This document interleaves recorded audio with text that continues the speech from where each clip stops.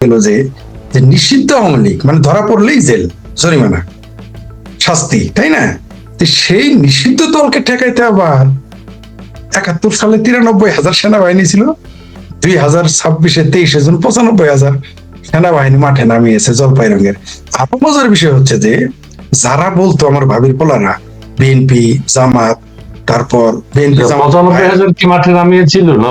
মানে এবার 6 জেলায় 95,000 নামিয়েছে। হ্যাঁ, হ্যাঁ 6 জেলায় তো আপনি ঘোষণা দিয়ে নামিয়েছে, অঘোষিত নামাইছে সেটা বলবেন না? 93,000 আত্মসমর্পণ করেছিল। জি, অঘোষিত, হ্যাঁ হ্যাঁ হ্যাঁ। জি জি জি, এটা তারা তো ঘোষণা দিয়েছে 6 জেলায়, কিন্তু কাজ করেছে তো 64 জেলাতেই।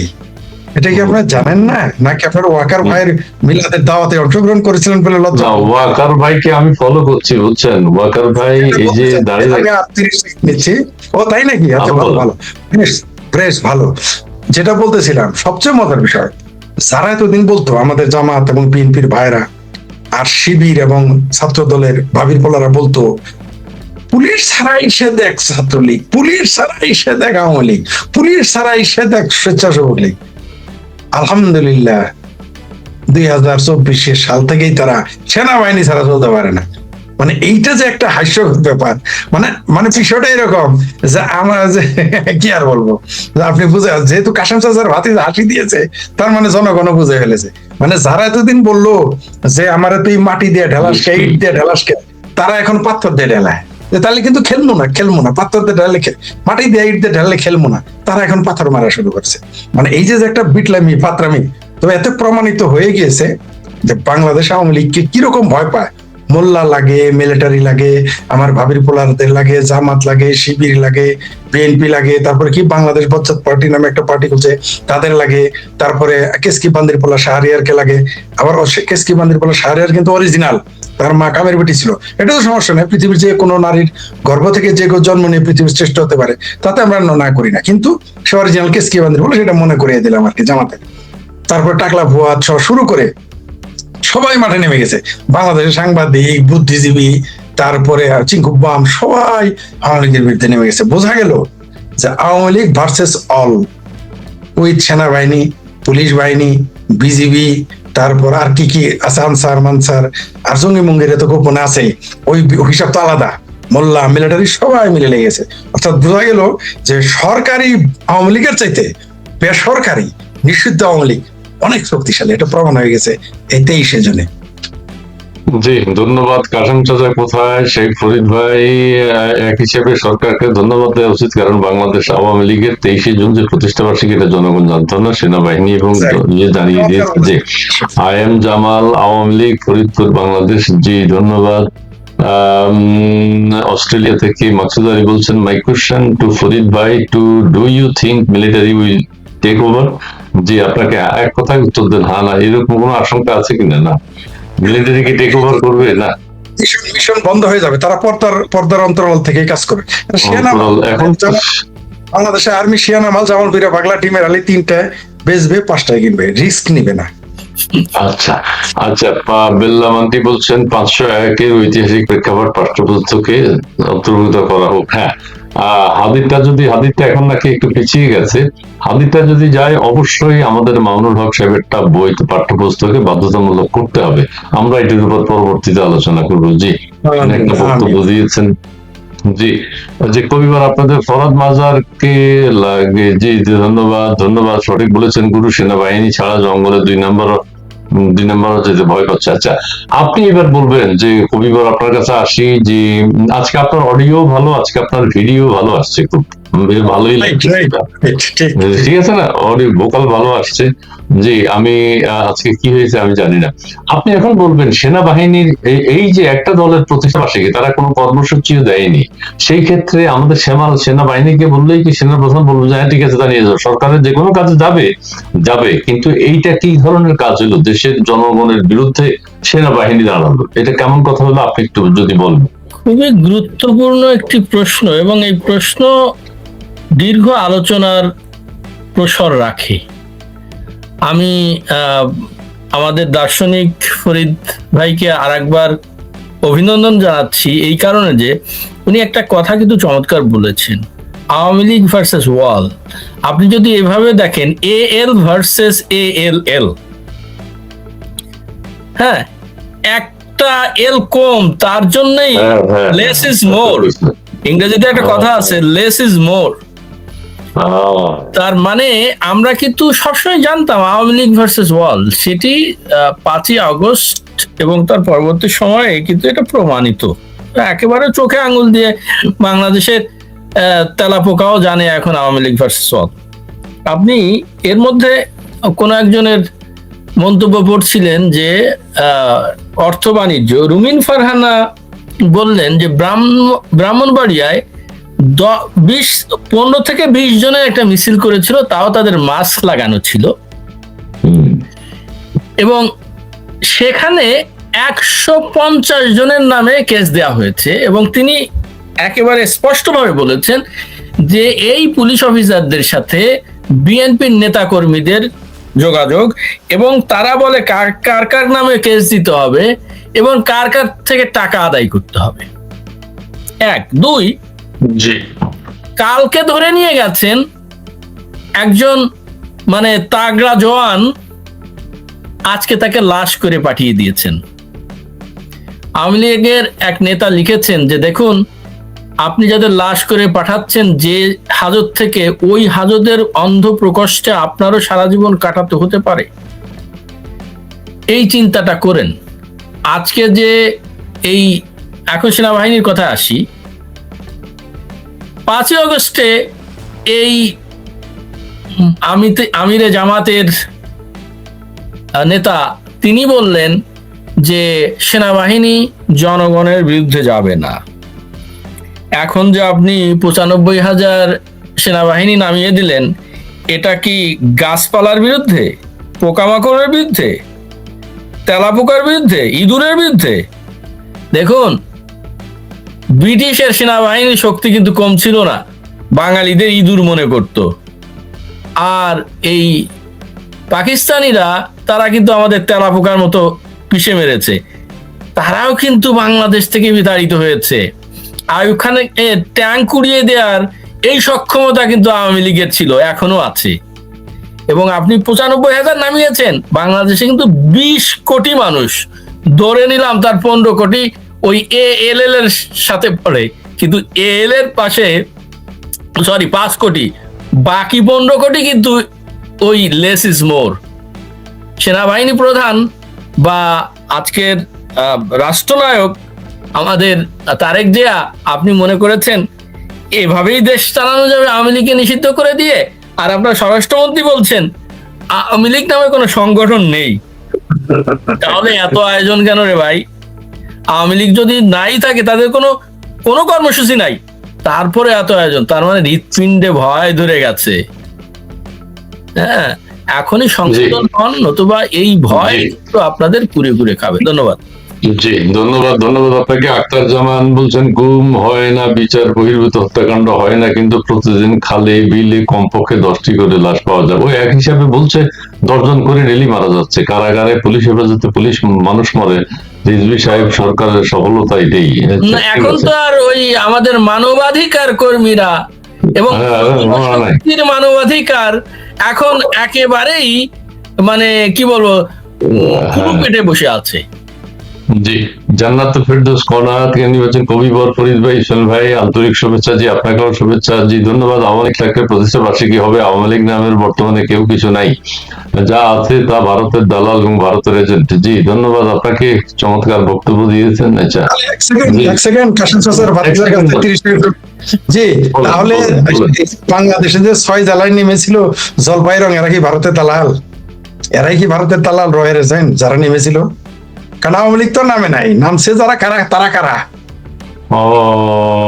ব্রাহ্মণবাড়িয়া থাকতে পারে। ইসমাইল ভাই দাড়ি রাখছেন কেন, দাড়ি কাটেননি কেন, কেমন যেন লাগছে। জি, আমাদের একটা প্রজেক্ট আসতেছে, সেই জন্য দাড়ি রাখা দরকার। আবার ওই যে একটা গান হবে, র‍্যাপ সং। আবার ওই যে আমাদের ওয়াকার সাহেবও যেহেতু সবকিছু বিবেচনা করে দেখলাম যাচ্ছে, ঠিক আছে। প্রিয় ভাইয়া, আপনাদের সকলকে শুভেচ্ছা জানাচ্ছি। জি, ধন্যবাদ। জি, ফরিদ ভাই, এবার আপনি বলবেন যে সেনাবাহিনীর ওয়াকারুজ্জামান সাহেবের এই যে পাপ ভারী হচ্ছে কি না, এটা যদি একটু বলবেন। আমি এই দুইটা কমেন্টস একটু নিয়ে নিই। এরা এখন আওয়ামী লীগের ভয়ে রাতে ঘুমের মধ্যে একবার। আচ্ছা যাক, ঠিক আছে, ধন্যবাদ। Please give us info about Hamas. হ্যাঁ মিছিল, জি। হামাস, মিছিল, হ্যাঁ হ্যাঁ। চলছে নাকি? আচ্ছা ফরিদ ভাই সবকিছু মিলিয়ে বলবেন, বলেন। সেনাবাহিনীর ভূমিকা, ওয়াকারুজ্জামান সাহেব জামাত ইসলামের সেনাবাহিনী শাখার প্রধান হিসেবে যে ভূমিকা রাখছেন সেটা ঠিক মতো পালন করেছেন কিনা তিনি? জি জি, সেটা তিনি সঠিকভাবে পালন করতেছেন। সর্বশেষ যেটুকু বাদ আছে তার দাঁড়িয়ে রাখার মাধ্যমে সেটা প্রমাণ করে দিয়েছেন। আর যেটুকু বাদ রেখেছে ওটা বিমান বাহিনীও দাঁড়িয়ে রেখেছেন আগেই।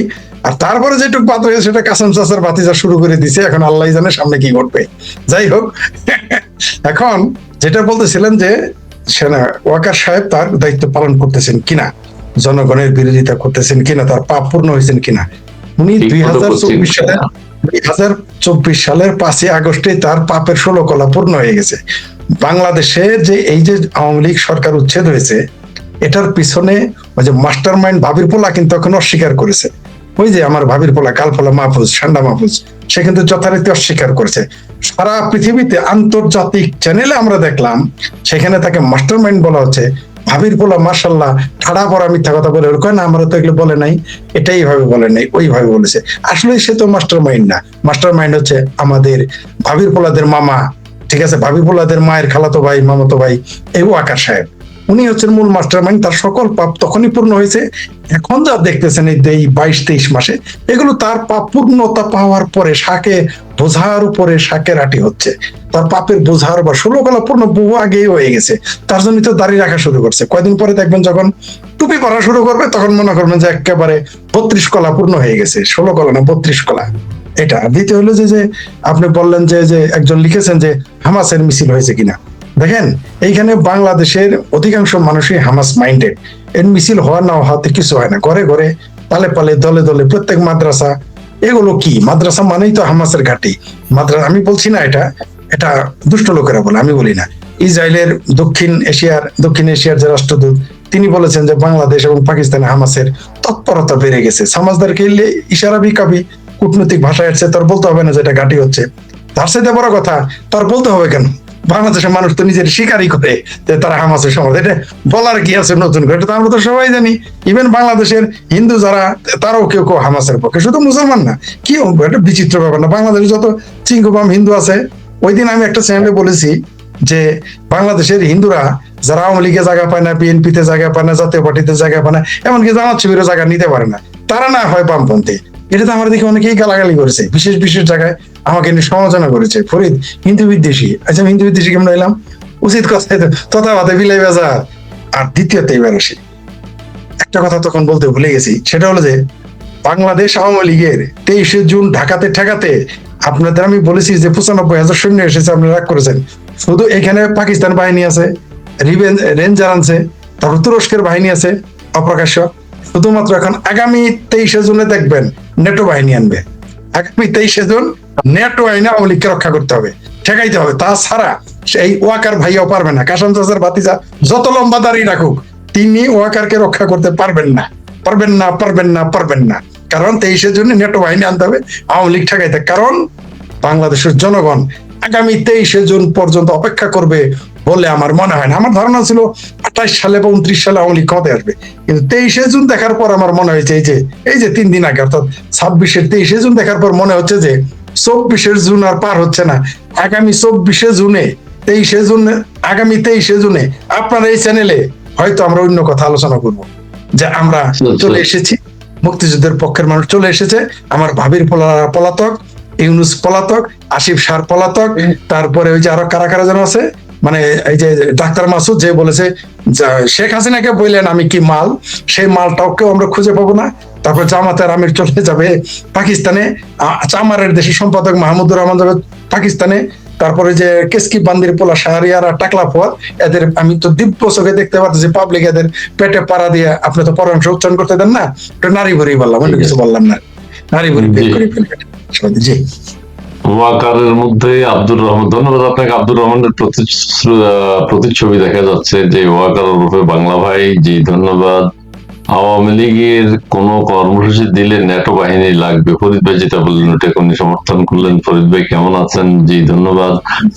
ভালো আছে নিশ্চয়ই। জি ফরিদ ভাই, সত্যি ধন্যবাদ ফরিদ ভাই, আপনি চালিয়ে যান। জি দেশপ্রেমিক ৭১ এর পক্ষে ৩ সিপাহীকে ধন্যবাদ। দেশপ্রেমিক ৭১ এর পক্ষে ৩ সিপাহীকে। জি ভদ্রঘাট ইউনিয়ন যুবলীগ, জি ধন্যবাদ।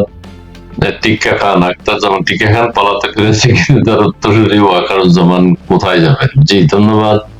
জয় বাংলা। কি ব্যাপার ইসলাম ভাই, আপনিও ওয়াকার এর মতো শব্দের কিছুটা কিছুটা কিছুটা কিছুটা কিছুটা কি ব্যাপার, অনেকদিন পর লাইভে আসলেন মনে হয়? না, আমরা প্রতিদিনই থাকি, প্রতিদিনই থাকার চেষ্টা করি, প্রতিদিনই আছি আপনাদের সাথে। Is watching. জি ধন্যবাদ ধন্যবাদ। কিভাবে পলিটিক্যাল করতে হয়, পলিটিক্স করতে হয় দেশ নেত্রী শিখিয়ে গেছে। জি ধন্যবাদ। আওয়ামী লীগ হরতাল, জি ধন্যবাদ। খাল কাটিলাম পানির লাগি আসিল কুমির গানটি শুনবেন ভাইয়া? জি সোনার বাংলা, ধন্যবাদ। কাশান চাচার ভাতিজা, জি ধন্যবাদ। হ্যাঁ আপনি বলছেন সুষময় মল্লিক শঙ্খ যে পিনাকি ভট্টাচার্য মহোদয়ের সাথে কথা বলার জন্য, আমি বলবো। আর আরেকজন প্রশ্ন করছেন যে ইয়ে সাহেবের কলিমুল্লাহ সাদদের খবর কি? কলিমুল্লাহ সাদ সহ 4 জনকে বরখাস্ত করা হয়েছে, সাময়িক বরখাস্ত। এই দুঃখের উপর আরো দুঃখ দিল আর কি। জি স্যার, আপনি এবার কবি সাহেব আপনি এবার বলেন যে ওয়াকারুজ্জামান, ওয়াকারুজ্জামান জাহিদুর রহমান প্রসঙ্গে আমরা একটু আসতে চাই। ঠিক আছে, আওয়ামী লীগের প্রতিষ্ঠা বার্ষিকী হয়েছে, জাহিদুর রহমান সম্পর্কে একটা বক্তব্য দিয়েছে ইন্ডিয়ান জয়সওয়াল। তিনি বলেছেন তাদের পক্ষ থেকে তিনি ব্যাখ্যা দিয়েছেন, কিন্তু বাংলাদেশ সেই ব্যাখ্যায় সন্তুষ্ট নয়। আপনি কি বিষয়টা দেখেছেন কিনা একটু যদি? দেখেছি, এবং শিষ্টাচার বহির্ভূত যে কাজ বাংলাদেশ করেছে, শিষ্টাচার হতো জাহিদুর রহমানকে স্যাক করা। যেমন আওয়ামী লীগের সময়ে একজন প্রতিমন্ত্রীকে শেখ হাসিনা বলেছিলেন আপনি পদত্যাগ করেন, সেটা হতো শিষ্টাচার। জাহিদ সাহেব যে কাজ করেছেন, তিনি তো আসলে কষা জাহিদ আমাদের দার্শনিকের আমি সেটা নাই গেলাম, কিন্তু ধরুন একটা দেশের হয়ে আপনি যাচ্ছেন, অন্য একটা দেশের প্রতিনিধি হয়ে আপনি গেছেন সাধারণ পাসপোর্টে, তারা আপনাকে চিনবে কি করে? আপনার ওখানে লেখা আছে প্রধানমন্ত্রী দূত, আপনি গেছেন ডিপ্লোম্যাটিক চ্যানেলে না গিয়ে আপনি সাধারণ চ্যানেলে, বিদেশি চ্যানেলে যে দাঁড়িয়েছেন, আপনার সে জিজ্ঞাসাবাদ হয়েছে। যখন তারা জানতে পেরেছে যে আপনি আসলে ডিপ্লোম্যাটিক চ্যানেলে আসার কথা, এভাবে এসছেন, আপনাকে ভিসা দিয়েছে। তারপরে কি আপনার হাতে ঘা লেগেছে, আপনাকে যে কাজ রাষ্ট্র দিয়েছে সে কাজটা আপনি করলেন না, আপনি চলে এলেন, চলে এসে পানি ঘোলা করতে থাকলেন। কিন্তু তারেক রহমান সত্যিকারে যদি রাজনীতি বুঝতেন, সত্যিকারে যদি রাষ্ট্রনায়ক হতেন, তাকে ইতিমধ্যে স্যাক করতেন। আমি শুনেছিলাম যে তাকে বলা হয়েছিল যে এই ব্যাপারটি নিয়ে আর বাড়াবাড়ি করো না, কিন্তু তিনি তা শোনেন নাই। ধন্যবাদ ধন্যবাদ, ভালো কথা বলেছেন। এই কথার সাথে ফরিদ ভাই একটু শুনে আসি, জাহিদুর রহমান শেষ করবো, আবার আপনার কাছে আসবো। জি জি ফরিদ ভাই, তো আমাদের ইন্ডিয়া যে বক্তব্য দিয়েছে বাংলাদেশ, সেটা প্রত্যাখ্যান না, মানে সন্তোষজনক নয় বলেছে। ঠিক আছে, সন্তোষজনক। কবিবর এখন যেটা বললেন এই ঘটনাটা সত্য। এখন বাংলাদেশ বলছে যে আমরা লিখিতভাবে তাদেরকে জানিয়েছি, ইন্ডিয়াকে জানিয়েছে। এটা একটা ইন্ডিয়াকে জানিয়ে এখানে একটা গুরুত্বপূর্ণ কথা আসলো যে লাল পাসপোর্ট হলে না, ওইটা অনুমান যে কথার লেখা আর কথার মধ্যে মিল আছে, ছবির মধ্যে মিল আছে, পাসপোর্টের মধ্যে মিল আছে, এটা আপনি একটু ব্যাখ্যা করেন একটু। এখন আপনি আপনি বিয়ে দিতে গেছেন বড় মেয়ে, আপনি নিয়ে এসেছেন ছোট মেয়ে, তো বিয়েটা হবে কেমনে? আপনি নাম লেখলেন যে নূরজাহানরে বিয়ে দিবেন, পরে দেখা গেল নূরজাহান না, বিলকিস বেগম। তাহলে বিষয়টা কি হইলো? এটা তো হইতে পারে না। আপনি ঠিকই আছে, আপনার কথা ঠিক, আমার কন্যার বিবাহ, তো কন্যার বিবাহে তো লেখছেন তো নূরজাহান বেগম, কিন্তু বিলকিসকে নিয়ে গেলে তো হবে না, নূরজাহান বেগমকে দিতে হবে। আপনি বললেন যে তাকে নোটিশ দিয়েছে, রাইট? নোটিশ দিয়েছেন, সত্য, ঠিক আছে, কোনো সন্দেহ নাই। নোটিশের সাথে তো মিল নেই। হ্যাঁ হ্যাঁ হ্যাঁ হ্যাঁ, এখন বরং তাকে তো 420 420 ধারা, এই যে যেটাকে যারা আপনাকে কষা জাহিদ, তাকে আমি অন্য নামও দিয়েছি এখন। উনি ছিল আগে মান্না ভাইয়ের পেতিপাড়া, এখন হয়ে গেছে তিনি তারেক রহমানের পাড়া, একটু উন্নত হয়েছে, পেতিপাড়া থেকে পাড়াতে উন্নত হয়েছে। তো তারেক রহমানের পাড়ার কি আকল নাই? তিনি নিয়ে গেছেন সার্ক ভিসা, আত্রামি করার জায়গা পায় না। সে নিজে বলছে, এই পেতিপাড়া ডাক্তার জাহেদ নিজে বলছে সে সার্ক ভিসা নিয়েছে। সার্ক ভিসা নিয়ে গেলে আপনাকে দিবে কেন? সেখানে তো সার্ক ভিসার তো প্রশ্নই আসে না। আমি একবার বলেছিলাম আপনার চ্যানেলে, সরি একটু জি, জি। এই চ্যানেলে বলেন, বলেছিলাম বলেন। যে ভারতের পায়ে পা লাগিয়ে আমরা চাচ্ছি যে আমাদের আক্রমণ করো। ভারতের পায়ে জি, পা জি। লাগিয়ে শুধু কোনো এখানে কোনো ইস্যু নেই, মানে উনি ডিপ্লোম্যাটিক পাসপোর্ট না নিয়ে গিয়ে পায়ে পা লাগিয়ে শুধু ঝগড়া করছেন প্রতিবেশী দেশের সাথে। হ্যাঁ। শুধু তিনি আমাদের মানে এই যে এক গোষ্ঠীর যে ভারত বিদ্বেষকে উস্কে দিচ্ছেন, এই তো। উস্কে দিচ্ছেন। যে আপনি আপনি আপনি অতীতের একটা কথা বলেছেন, খুবই খুবই সুন্দর কথা বলেছেন, যে সৈয়দ আবুল হোসেন সাহেবকে তখন লাল পাসপোর্ট নেয়নি বিধায় পদত্যাগ করতে বলেছেন শেখ হাসিনা, এবং তিনি পদত্যাগ পদত্যাগ নয়, করেছেন। তাকে জি, তাকে বাধ্য করা হয়েছে রাজনীতি, তাকে মন্ত্রিত্ব ছেড়ে দিতে। দেখেন সেখানে সে নিয়মের বহির্ভূত কাজ তার মন্ত্রীকে ছাড়ে নাই। কোথাকার কোন কষা জাহিদ, কোথাকার কোন পাড়া জাহিদ, তারেক রহমান যে একটা মুসলেখা সরকার, যে কষা জাহিদ দেখে সে বলতে পারতেছে না বাবা তুই পদত্যাগ কর, বা তার ঘেঁটি ধরে বাইরে করে সাহস পাচ্ছে না। কতটুকু মুসলেখা দিয়ে দিছে বুঝতে পারছেন তো। আর কি বলবো কষা জাহিদের কথা, তাকে কুলাঙ্গার বলে তার বিরুদ্ধে বক্তব্য দেওয়ার সাহস নেই, কিন্তু 32 নম্বর বাড়ি ভাঙতে পারে, উপহার নিতে পারে। আরো একটা জিনিস দেখেন আপনি, সেটা হলো যে যার গরু সে কয় বানজা, পরশুরে কয় বছর বিয়ানি। সরকার বলতেছে আমি কূটনৈতিক চিঠি দিয়েছি, আর এই কষা জাহেদ বলছে আমি সার্কের পাসপোর্ট নিয়ে গেছি। এখানেই তো বাটপারি। অর্থাৎ আপনি গেছেন যাত্রা দেখতে, সিনেমা টিকিট গেলে হবে, গেছেন সিনেমা দেখতে, সার্কাসের টিকিট নিয়ে গেলে হবে। আরে ভাই আপনি তো লেখছেন সার্কাস দেখতে যাইতেছে, ওইখানে তিনি যাত্রা টিকিট নিয়ে হাজির যে আমি আনারকলি দেখতে এসেছি, হবে না তো। আপনাকে তো ওইটা আপনি, আচ্ছা আপনি ফুটবল খেলতে গেছেন, আপনার গায়ে জার্সি থাকতে হবে না? আপনি যদি জার্সি ছাড়া যান, আপনি যদি লুঙ্গি আর পায়জামি পরে যান, আপনাকে দিবে জায়গা? দিবে না তো ভাই, আপনি সেটা মানতে হবে। তাই সরকার ওইখানে বদনামি করেছে, কষা জাহিদে বদনামি করেছে, দুইজনে মিলে ফাত্রামি করেছে। তো ভারতের সাথে ফাত্রামি গুলো চলবে না, ভারত এগুলো বুঝে। এখন সমস্যা হইলো যে আমাদের তো মানির মান পাহাড়ের সমান, মানে এদের যত বেজ্জতি করেন এক কোদাল যাবে, কারণ মান তো জি। পাহাড়ের সমান। বেজ্জতি করতে এত বড় একটা বেজ্জতি করলো আমাদের, তারপরও কিভাবে যে মুখ দেখে সরকার এবং এই কষা জাহিদ, আমি বুঝে ওঠা। আমি হলে এই জায়গায় কষা জাহিদ হলে আমি এখন পালায় চলে যেতাম দুবাই, আর নাহলে চলে যেতাম উগান্ডা, লজ্জায়। ধন্যবাদ। কবিবার, আমি আপনাকে এটা একটু অ্যাড করি, যে এই যে গায়ে পড়ে ঝগড়া করার মতো, এটা একজন বলছে, আপনি বলছেন গায়ে পড়ে ঝগড়া করার মতো, খুবই আপনি বলছেন যে আপনার এই কথাটা আরেকটু ইলাবোরেট করি। আমি সকালবেলা যখন এটা পড়ছিলাম, আমি বললাম যে ওই যে বাংলাদেশ তো ভালো ব্যাখ্যাই দিয়েছে, ওরা তো বাংলাদেশ তো জানিয়েছে ইন্ডিয়াকে, যে প্রধানমন্ত্রীর উপদেষ্টা আসবেন, বাংলাদেশ তো ইন্ডিয়াকে সেটা জানিয়েছে। ইন্ডিয়া সেই উপদেষ্টা হিসেবে যেটা সেটা দেখতে চেয়েছে। আপনি এই কথাটা আরেকটু খোলাসা করেন। ওরা দেখেছে যে ওনার সার পাসপোর্ট, বাংলাদেশের পাসপোর্ট। জি, আমি যেটা বলতে চাচ্ছিলাম, ছেড়ে দেন ভারত, আপনি যে কোনো দেশে যান, আপনি এয়ারপোর্টে আপনার কি দেখে আপনাকে চিনবে? প্রথমত আপনার পাসপোর্ট, আপনার চেহারা দেখে আগে চিনবে না। প্রথমত আপনার পাসপোর্টটা স্ক্যান করবে। আজকাল স্ক্যান করলে সবকিছু বেরিয়ে যায়। তো আপনার কি স্ক্যান করতে দিয়েছেন? আপনি স্ক্যান করতে দিয়েছেন আপনার যেই পাসপোর্ট তো ভারতে নিষিদ্ধ, আপনার চেহারা তো ভারতে দেখানো নিষিদ্ধ, আপনি তো ভারতে নিষিদ্ধ। তাহলে আপনার সেই চেহারাটা বেশি উঠছে। তাহলে ওইখানকার মানে এই এয়ারপোর্টে বসে আছেন যেসব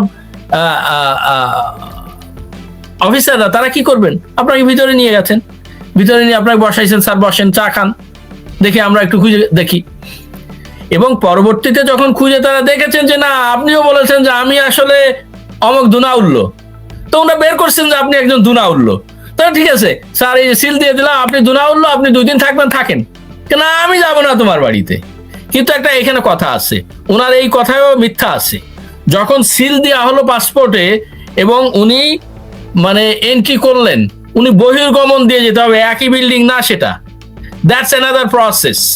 উনি যে বললেন যে আমি বেরিয়ে চলে আসছি, এইভাবে বেরিয়ে আসা যায় না কোনো দেশ থেকে, ইটস এ হিউজ প্রসেস। তাহলে তাকে সেই প্রসেস করে বেরিয়ে আসতে হয়েছে, অথবা তাকে ওইখান থেকে রিজেক্ট করে দিয়েছে। কিন্তু ভারত যেহেতু বলছে রিজেক্ট করেনি, তাহলে ওই প্রসেস করে তাকে বেরিয়ে আসতে হয়েছে। এত সহজ না। আপনি বহির্গমনে মানে আপনি এন্ট্রি নেওয়ার পরে বহির্গমন দিয়ে যাওয়াটা এত সহজ ব্যাপার নয়।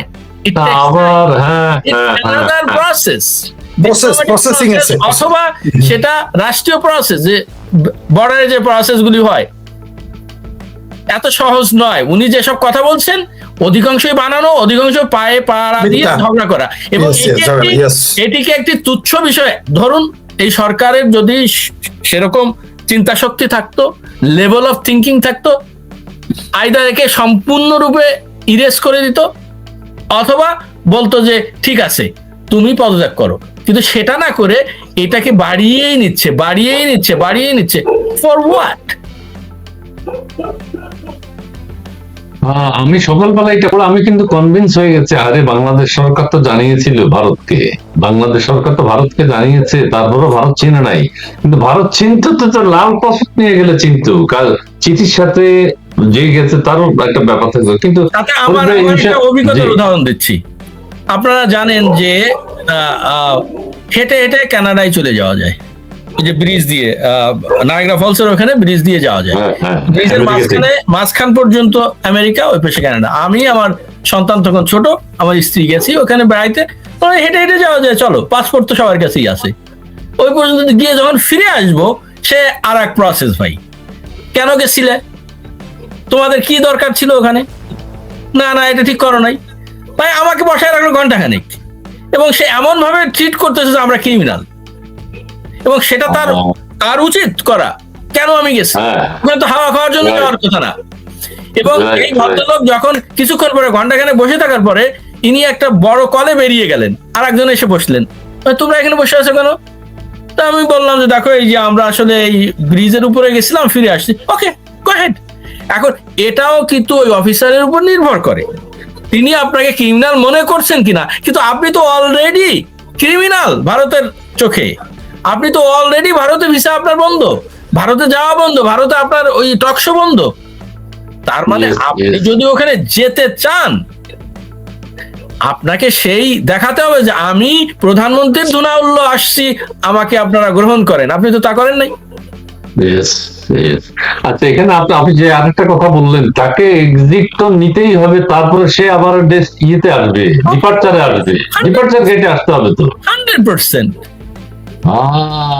জি, ফরিদ ভাই কিছু অ্যাড করবেন কিনা, যে দাঁড়িয়ে রেখে দিলেন? জি, আমি অ্যাড করতে চাই, চেহারাও তো একটা ব্যাপার। তারে দেখা ইমিগ্রেশন লোক বলছে যে এরকম একটা নেশাখোরকে কোনোদিন কোন দেশের উপদেষ্টা হইতে পারে, তার 100%। উনি যে পোশাক পরে গেছিলেন, এটা সরি ফর মাই ল্যাঙ্গুয়েজ, এটা একজন কি বলবো, একজন দিনমজুরের পোশাক নয় রে ভাই। না, দিন মজুর হইলেও মানুষ মাইনে নিত, দেখে পোশাক দিনমজুর অনেক সময় একটু মানে আপনি এক জায়গায় যাবেন, একটা ভালো অনুষ্ঠানে যাবেন, আপনি একটু ভালো কাপড় চোপড় পরে যান না? অবশ্যই। তারপর আবার পুরো চেহারাটাই হলো একটা গাঁজাখোরের মতো দেখা যায়। এইটার দোষ কিভাবে দিবে ভারত? এটা তো ভারত সরকারের দোষ না। একটা জিনিস বলি, যেই দেশটাকে আপনি বললেন ছেঁচড়া, সেই দেশে আপনার কি কাম? আপনি এত ভালো লোক যে আমি বললাম, আপনি আমাকে ছেঁচড়া বললেন। ভাই আমি কেন আমি আপনাকে যদি ছেঁচড়া বলি, বা আপনি আমাকে ছেঁচড়া বলেন কেন? আমি বা আপনি আপনার বাড়ি, আপনি আমার বাড়ি কিভাবে যান, কোন আক্কেলে, কোন মুখে? এতে লজ্জাও নাই আসলে। এরা পায়ে পাড়া দিয়ে ঝগড়া করে। মূলত এই কষা জাহেদ, এই চিঙ্কু বাম, সাবেক আধা চিঙ্কু বাম, এবার ফুল চিঙ্কু বাম না, আধা চিঙ্কু বাম, আধা চিঙ্কু বাম কষা জাহেদ, মান্না ভাইয়ের পেতে পাঠা, এমনকি এখন এই মুহূর্তে তারেক রহমানের পূর্ণ পাঠা, সে আইএসআই এবং তুরস্কের গোয়েন্দা সংস্থার অ্যাসাইনমেন্ট বাস্তবায়নের জন্য পাটপাড়িটা করেছে। কোন ব্যাক করলে সার্ক ভিসা নিয়ে যাবে? সার্ক ভিসা তো ভারতে বন্ধ, সার্ক ভিসা নিয়ে কিভাবে যাবে? পুরোই পাটপাড়ি। আর আপনি একজন বাংলাদেশ প্রতিমন্ত্রী মর্যাদা ও সরকারের উপদেষ্টা, আপনার চিঠি চলে গেছে, আপনি যাবেন লাল পাসপোর্ট নিয়ে। মানে আপনার উদ্দেশ্য ছিল, বরং ভারত তো একটা ভালো দেশ, সভ্য দেশ। অন্য দেশ, এটা মালয়েশিয়া হলে তোর পাশার চামড়া তুলে ফেলতো, ওরা তো 7 দিন জেলে দিত, জেলে দিয়ে পাশার চামড়া হয়েছে 2টা করে বাড়ি দিয়ে তারপর পাঠাইতো। ভারত সভ্য। আমেরিকা কানাডা হলে কি করতো? আমেরিকা কানাডা হলে তো ওরা তো মানে ঢুকতেই দিত না, ইমিগ্রেশন পর্যন্ত যেতে পারতো না। ইমিগ্রেশন তো ওনার ফেস করা নাই, আমি জানি না উনি এসেছেন কখনো। এত সহজ না। তার জন্য আপনার মনে আছে যখন ওই যে পিশাচ ইনুস এসেছিলেন, অন্যদের ছেড়ে দিয়ে উনি অন্য পথে গেছেন, কারণ ওইখানে বাদবাড়ি চলে না, ইমিগ্রেশনে বাদবাড়ি চলে না, প্রত্যেকের ইমিগ্রেশন চেকিং হবে এবং থরো চেকিং হবে। এত সহজ নয়। জি, সিফাতুল্লাহ সেপুদা আমাদেরকে বলছে, জয় বাংলা জয় বঙ্গবন্ধু, 32 নম্বর বাড়ির নাম দিলাম স্বাধীনতা ভবন, যেই ভবন 32 তলা হবে। সেপুদা, জি সেপুদা, আপনাকে অনেক ধন্যবাদ। সেবুদা আবারও বলি, সেবুদা বলছে জয় বাংলা জয় বঙ্গবন্ধু, 32 নম্বর বাড়ির নাম দিলাম স্বাধীনতা ভবন, যেই ভবন 32 তলা হবে। জি সেবুদা, যে আপনি একজন বীর মুক্তিযোদ্ধা, তো আপনার কাছ থেকে আমরা এগুলোই আশা করি। এই ধরনের কথায় আপনার বক্তব্য অনেকেই শুনে আপনি অনেককেই মোটিভেট করতে পারবেন।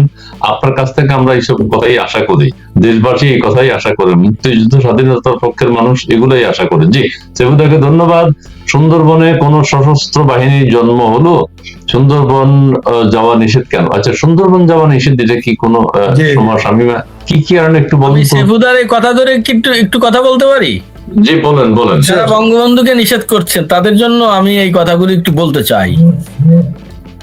আপনি যে পাসপোর্ট নিয়ে ঘোরেন সেখানে বঙ্গবন্ধু, পতাকায় যে পতাকা বাঁধেন সেখানে বঙ্গবন্ধু, সচিবালয়ে যে চেয়ারে বসেন সেখানে বঙ্গবন্ধু, পতাকা লাগানো যে গাড়ি নিয়ে ঘোরেন সেই গাড়িতেও বঙ্গবন্ধু, এবং যে রাস্তা দিয়ে আপনার গাড়ি চালক গাড়ি চালিয়ে যায় সেই রাস্তার প্রতিটি ধূলিকণায় বঙ্গবন্ধুর নাম লেখা আছে। আপনি বাংলাদেশ নামটি যখন উচ্চারণ করবেন, বাংলাদেশের এই নাগরিকত্ব যখন নেবেন, সেখানেও বঙ্গবন্ধু বাংলাদেশের পরতে পরতে পরতে রয়েছে। 32 নম্বর বাংলাদেশের সব জায়গায় আছে, শুধু 32 নম্বর একটি প্রতীক, কিন্তু এই প্রতীক বাংলাদেশের প্রতিটি কণায় আছে। ধন্যবাদ সেবুদা। জি ধন্যবাদ। মাকসুদ ভাই বলছেন sir does not exist anymore. ঠিকই বলেছেন। জি বলেন ফরিদ ভাই বলেন আপনার বক্তব্য। আপনি জার্সি কালারের জুস খাচ্ছেন, এটা ভাই সবকিছু আপনাকে অন্য কোন দলের মিন করা হচ্ছে। আমি জার্সিও এক কালার, জুসও এক কালার। জি সেদিন বিক্ষোভ ছিল না। জি বিক্ষোভ শহীদ উদ্যান সেদিন ছিল না, এই তন্দ্রাচ্ছন্ন বিবর্ণ বিকেল সেদিন ছিল না। তাহলে কেমন ছিল সেই দিনের সেই বিকেল বেলাটি? তাহলে কেমন ছিল শিশু পার্কে, বেঞ্চে, বৃক্ষে? আচ্ছা ঠিক আছে, ধন্যবাদ। বলেন প্লিজ। আসলে আমরা এই জাহিদ পাড়াকে নিয়ে আলোচনা করে আমাদের মূল্যবান সময় নষ্ট করে একটু সময় নষ্ট না, জনগণ, যেমন আমিও তো সকালে ভুল বুঝছি। আচ্ছা বাংলাদেশ তো জানিয়েছিল ইন্ডিয়াকে, তারপরে জাহিদ কি চেনে নাই কেন? এখন তো দেখি অন্য কথা, কবি বললেন অন্য কথা, চিনবে কিভাবে? এটা তো জাহিদ হলো টোটালি 420, মানে 420 আমাদের আঞ্চলিক ভাষায় বলে। বাংলাদেশের মানুষ কিন্তু 420 বাংলায় বলে না, ওটা যখন বলতে চায় তখন বলে 420। তাকে একটু বলে নেই ভাই, আমার যে গেঞ্জি দেখতেছেন আমি হলাম গুপ্ত আর্জেন্টিনা, হলুদের মধ্যে কিন্তু আমি আর্জেন্টিনা, বুঝতে পারছেন? আপনারা ওই যে আওয়ামী লীগের মতো বিভ্রান্ত হন না, হলুদ দেখেই মনে করেন না যে ব্রাজিল, বুঝতে পারছেন?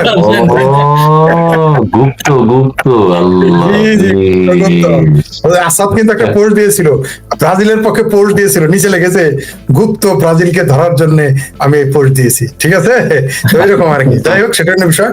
ব্রাজিল পৃথিবীর সেরা দল, কোনো সন্দেহ নাই। আর্জেন্টিনার সেরা দল। ফুটবল বিশ্বে তাদের শিল্প, তাদের নৈপুণ্য আমরা দেখার মতো কোনো সন্দেহ নাই।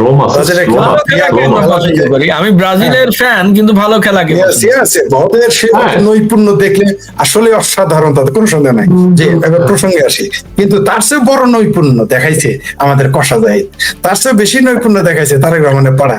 সার্কের ভিসা নিয়ে এসে চলে গেছে ইন্ডিয়া, আর কোনো দেশ পায় নাই, সার্কের ভিসা নিয়ে ইন্ডিয়া গেছে। পাকিস্তান গেলে তাও চলতো, ঠিক আছে? আচ্ছা একটা প্রস্তাব দেই আমি, জাহিদ পাঠারে ওর টিকিটের টাকা আমি দিব, জাহিদ পাঠাকে সার্কের ভিসা একটু যাইতে বলেন তো, পাকিস্তানের ঢুকতে দেয় কিনা।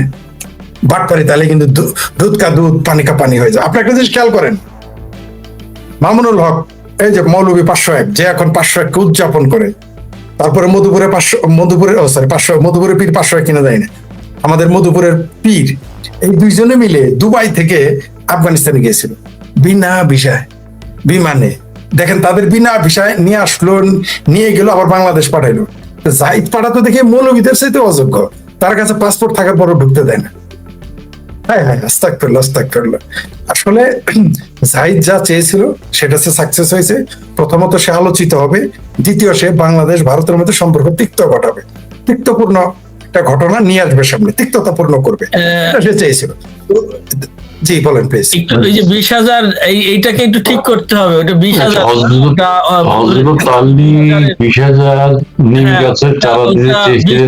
অনেক দাম, আমি 2,000, তাই না?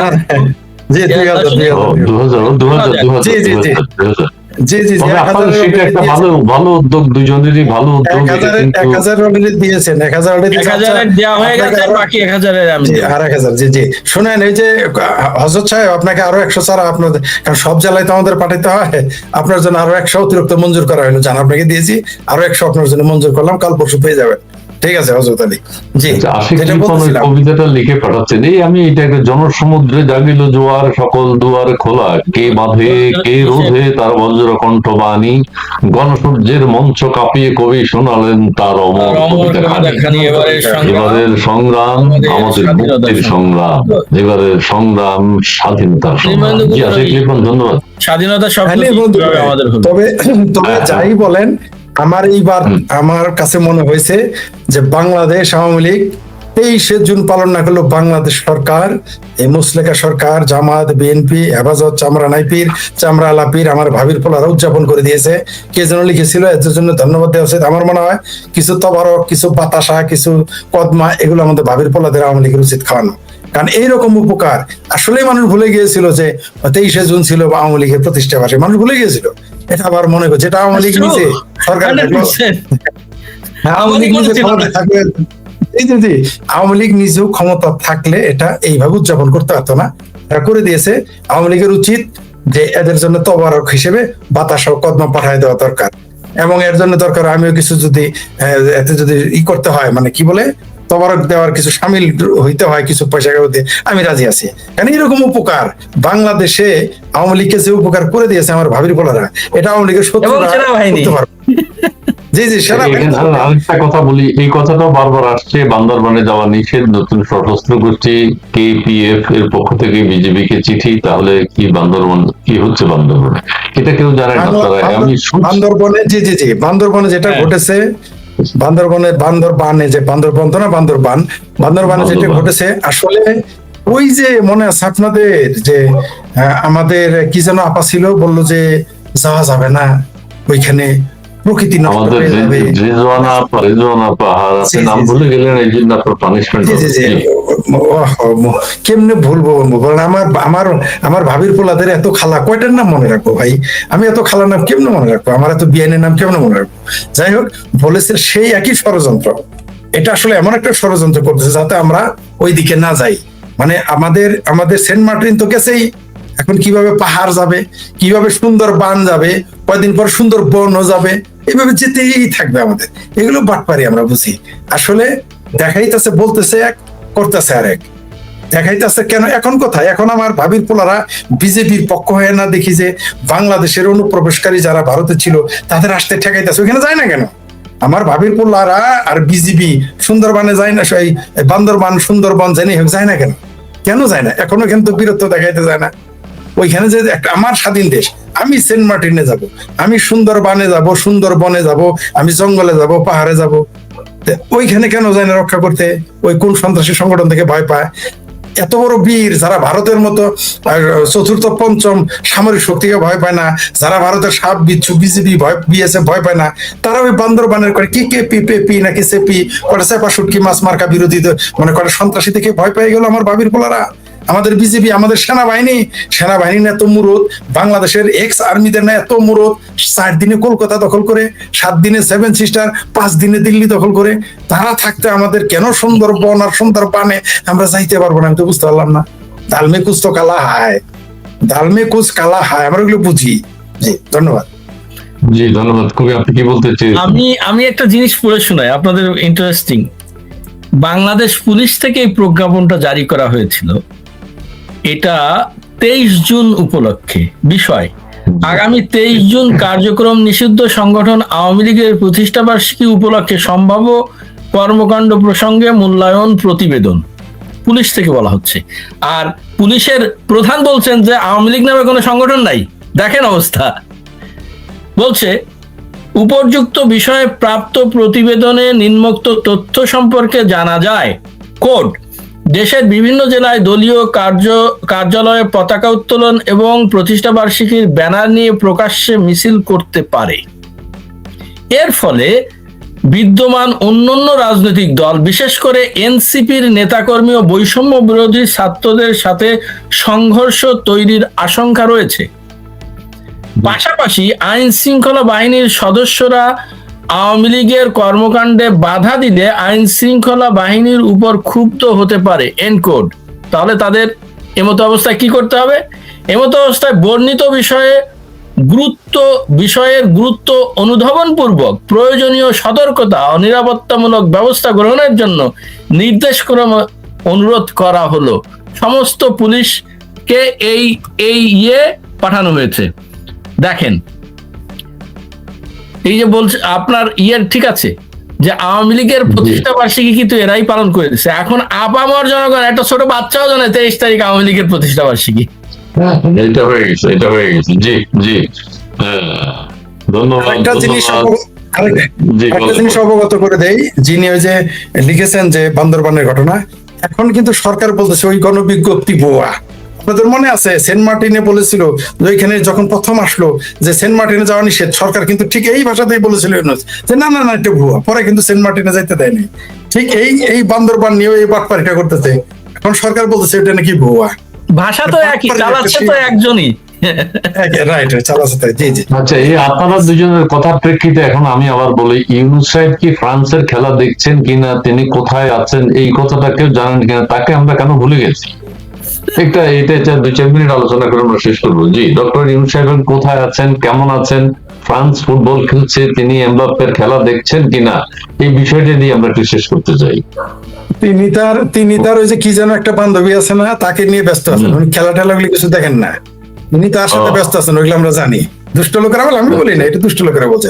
জি প্লিজ কবিবর বলেন। যে কবি কিছু জানেন কিনা? আমি পিশাচকে নিয়ে কথা না বলে আমি বঙ্গবন্ধুকে নিয়ে একটা কবিতা পড়ে শোনাতে চাই। এই বইটার নামই কবিতায় বঙ্গবন্ধু। যে ভাই আমাকে উত্ত্যক্ত করেন মাঝে মাঝে বলে যে আমার বই বিক্রি হয় না, এটা তৃতীয় সংস্করণ এই বইয়ের। আর তার অবগতির জন্য জানানো হচ্ছে যে আমার কবিতা, আমি খুব অবাক হলাম উনি বলার পরে আমি হিসাব করে দেখলাম আমার কবিতা যারা সারা বিশ্বে অনুবাদ করেছেন তাদের সংখ্যাই 37 জন। বলেন কি? Thank you very much. আপনাকে নিয়ে আমরা অবশ্যই গর্ববোধ করতে পারি যে আপনার অনুবাদক 37 জন। এটা তো অসম্ভব একটা ঘটনা। যেমন চল্লিশ ভাষায় অনুবাদ হচ্ছে, ফার্সি ভাষায় অনুবাদ হচ্ছে, এগুলো আরবি ভাষায় হচ্ছে, এদেরকে এখনো ধরিনি আমি।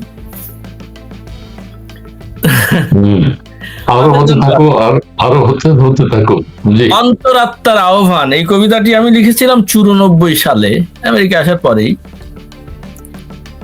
আমি শেখ মুজিবুর রহমানের কথা বলি, তিনি বাঙালি জাতির মুক্তির কথা বলতেন। আমি উচ্চ কণ্ঠে ঘোষণা করি তার মহত্ব, অসাধারণ দেশ প্রেমের জল জলে ইতিহাস। তিনি বাঙালি জাতির জনক, বাংলাদেশের প্রতিষ্ঠাতা, এতে কোনো সন্দেহ নাই। বাংলার ফুল পাতা নদী নালা পাহাড় পর্বতে একটি নাম সর্বত্র আলোক ছড়ায়, সর্বক্ষণ আলোক ছড়ায়। বস্তুত বাংলাদেশের ডাক নাম শেখ মুজিব, বস্তুত বাংলাদেশের ডাক নাম শেখ মুজিব। আমি তার পবিত্র রক্ত আদর্শের কাছে অঙ্গীকার আবদ্ধ এক বাঙালি সন্তান। তোমরা বিশ্বাস করো হে মুজিব সন্তানেরা, হে বাংলার 16 কোটি মানুষ, আমি তোমাদের এতটুকু মিথ্যা বলি নাই। যদি তোমরা সত্যবাদী হও তবে উচ্চারণ করো তার নাম এবং কিছুতেই বিস্মৃত হয় না তোমাদের সত্তা ও আদর্শ, তোমাদের গৌরব ও গর্ব। আর অশ্রু নয়, এবার মিথ্যাবাদীদের বিরুদ্ধে রুখে দাঁড়াও এবং স্মরণ করো সেই উদাত্ত আহ্বান। তোমাদের যা কিছু আছে তাই নিয়ে প্রস্তুত থাকো। এবারের সংগ্রাম আমাদের মুক্তির সংগ্রাম। জয় বাংলা। এটা কোনো রাজনীতি নয়, এটা বাংলার ঐতিহ্য, বাংলার ইতিহাস। বস্তুত বাংলাদেশের ডাক নাম শেখ মুজিব। ধন্যবাদ। জি জি, ধন্যবাদ ধন্যবাদ ধন্যবাদ ধন্যবাদ। ফরিদ ভাইয়ের কাছে কোনো কবিতা আছে নাকি? মনে হয় রেডি হচ্ছেন। না না না, আমি প্রস্তুত। আমার কাছে কোনো কবিতা নাই, তবে দুইখান কথা বলতে চাই। বাংলাদেশে যেভাবে মাশাআল্লাহ আমরা সংসদে যেভাবে কালো পেঙ্গুইন দেখতেছি, কবে না জানি কোন সময় কোন শহীদুলের বউ নিয়ে কার বউ সংসদে ঢুকে পড়ে, আমরা খুব চিন্তিত আছি। কারণ ওইটা এমন একটা চোখ ছাড়া কিছুই দেখা যায় না, কোন শহীদুলের বউ আবার ঢুকে যায়, আমরা এটা নিয়ে আমি খুব চিন্তিত আছি। এটা আমি কাশেম চাচার ভাতিজার কাছে আমি বিচার দিয়ে রাখলাম, এটা একটু সতর্ক দৃষ্টি রাখবেন। এইটা জি। বলেন। আর একটা জিনিস বলতে চাই, আমার মনে হয় বাংলাদেশ নৌবাহিনীর প্রধান দাঁড়িয়ে রাখে নাই, তার বদলে বোধহয় আপনি এই প্রক্সি দাঁড়িয়ে রেখেছেন, মনে হয় খুব সম্ভব। নৌবাহিনীর প্রধানকে আইনের আওতায় আনতে হবে, বিমান বাহিনী রেখেছে, সেনাবাহিনী রেখেছে, কেন নৌবাহিনীর দাঁড়িয়ে থাকবে না?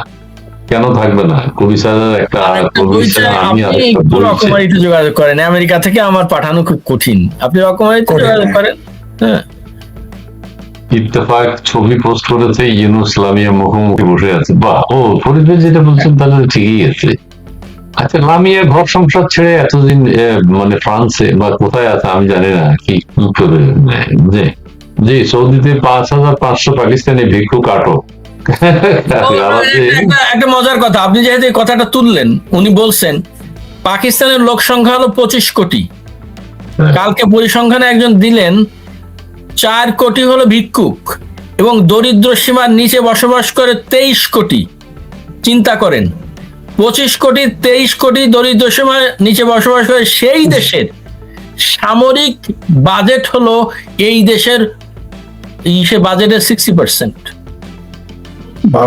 সামরিক বাহিনী যারা চলে তো অসাধারণ কবি। জি ধন্যবাদ। ঠিক ফরিদ ভাইয়ের কথা ঠিক, যে কবির কবিতা ঠিক। জি ধন্যবাদ ফরিদ ভাই। মির্জাফর ওয়াকার সম্পর্কে কিছু বলেন আপনার কাছে শুনতে। ফরিদ ভাই, আবার আপনার ভাষায় জেনারেল ওয়াকার সাহেবের যে পরিবর্তন, ওনার যে ভাব গাম্ভীর্য এখন তৈরি হয়েছে। তবে আমি একটা জিনিসের প্রতিবাদ করব, উনি যদি এইটুক দাঁড়িয়ে রাখেন, আমি এটা তীব্র প্রতিবাদ এবং নিন্দা জানাই। উনি রাখতে হবে একদম পুরো চাপ দাঁড়ি, ওনার সেটা আছে, কিন্তু আমি দেখতে পাচ্ছি এটা না, জামাত এখন ডিজিটাল হয়ে গেছে, জামাত এখন ইসলামী আইন কায়েম করে কৃষ্ণ নন্দীকে দিয়ে, তো দাড়িতে একটু ছোট হইতেই পারে, রাগ করেন কেন? দাড়িতে একটু পরিবর্তন আনতে দিবেন না আপনারা? জামাতের আমিরের এত বড় দাবি ছিল, নয়া যে জামাতের আমির আসতে যাচ্ছে, এই যে আমার ভাবির পোলাদের মামা ওয়াকার, আগামীতে এরকম দাড়ি দিয়ে উনি আগামী নিশ্চিত থাকেন, এই জেনারেল ওয়াকার আগামীতে জামাতের আমিরে জামাত। ফরিদ ভাইয়ের কিছু কিছু কথা ফলে যাবে, যেমন উনি বলেছেন, আমি এর আগে বলিনি, যে এই যে 9/11-এর 2 বছর আগে আমি একটা কবিতা লিখেছিলাম, সেই কবিতার শেষের লাইন, রক্তে ভেসে যাচ্ছে নিউ ইয়র্ক শহর। 9/11-এ কিন্তু রক্তে নিউ ইয়র্ক শহর ভেসে গেছে। এটা অনেক সময় কবিরা বা দার্শনিকেরা বা চিন্তাবিদেরা কিছু কিছু অনুধাবন করেন, যেমন হুমায়ুন আজাদ লিখেছিলেন সবকিছু নষ্টদের অধিকারে যাবে, সবকিছু নষ্ট আছে। ফরিদ ভাই কিন্তু একটা কথা ইতিমধ্যে বলেছেন, আগামী 23 জুনের আগেই পরিবর্তন আসবে, 23 জুন অন্যরকম পালিত হবে। আমি তার সাথে সম্পূর্ণ একমত। এই ব্যাপারটি, এই ওয়াকার এবং তার গ্যাং মিলে এটিকে কিন্তু বাংলাদেশে প্রতিষ্ঠা দিয়ে দিয়েছে। এবং সাথে একটা জেফারসনের ইয়ের একটা কথা আমি উল্লেখ করে শেষ করি। আরে জন এফ কেনেডি বলেছিলেন, যদি শান্তিপূর্ণ আন্দোলনে বাধা দেওয়া হয়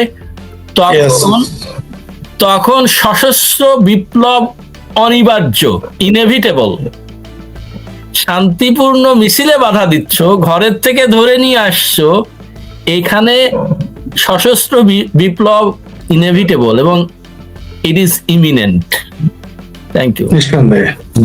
জি ফরিদ ভাই, আপনার সমাপনী বক্তব্য দেবেন, আমি সেটা শুনতে চাই। দর্শকদের মতামতে অনেকে অনেক কথা বলছেন, অনেক দর্শক যুক্ত হয়েছেন।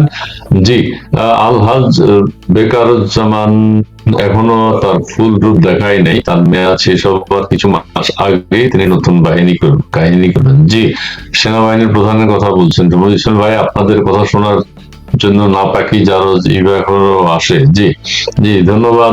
হ্যাঁ, অনেকে আসে। আমরা কবির মাথায় উকুন, আরে বাবা রে, যিনি বলছেন তিনি শকুন। কবিতা হয়ে গেল না? তো এই দুই জনতার প্রধান ওয়াকার।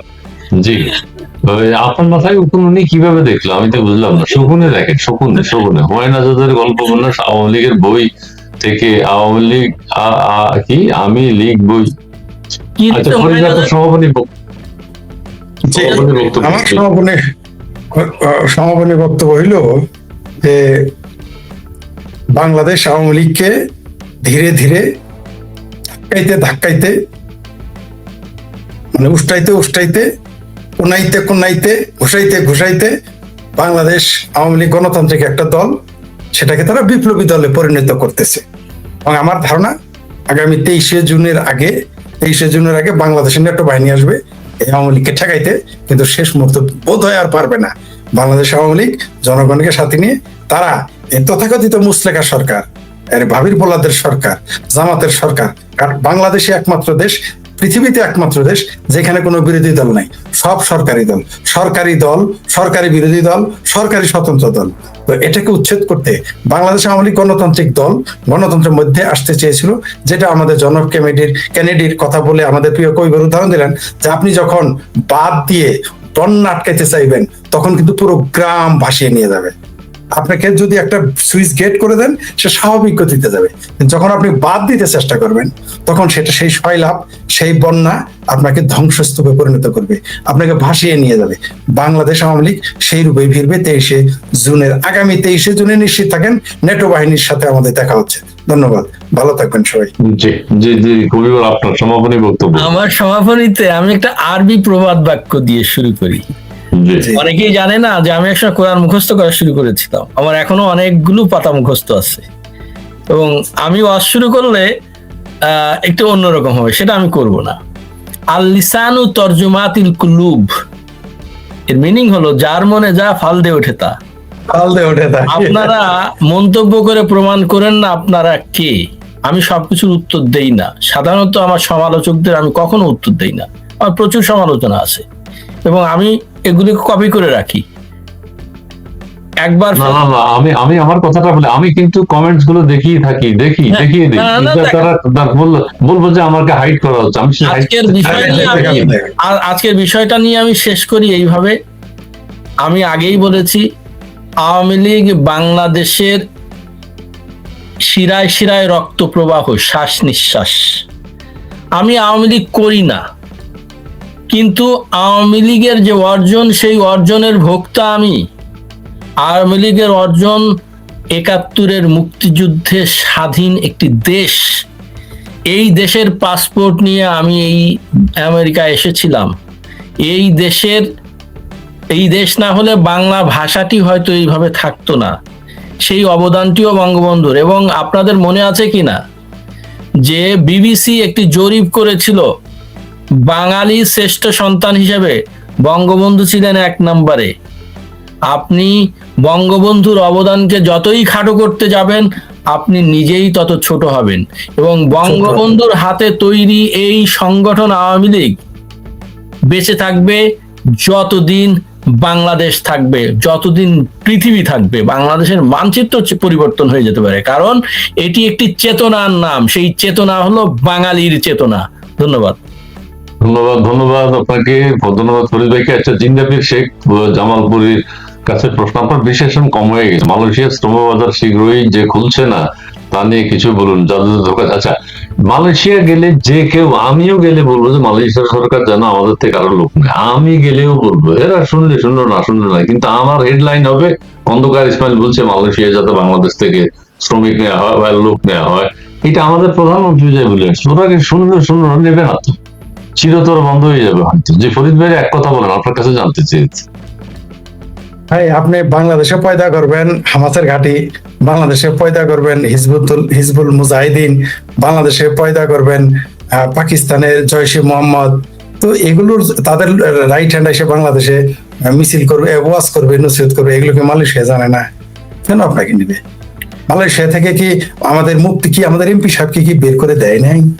আমাদের মুফতি আমির হারামজাদা না তো আমির হামজা, তাকে বের করে দেয় নাই?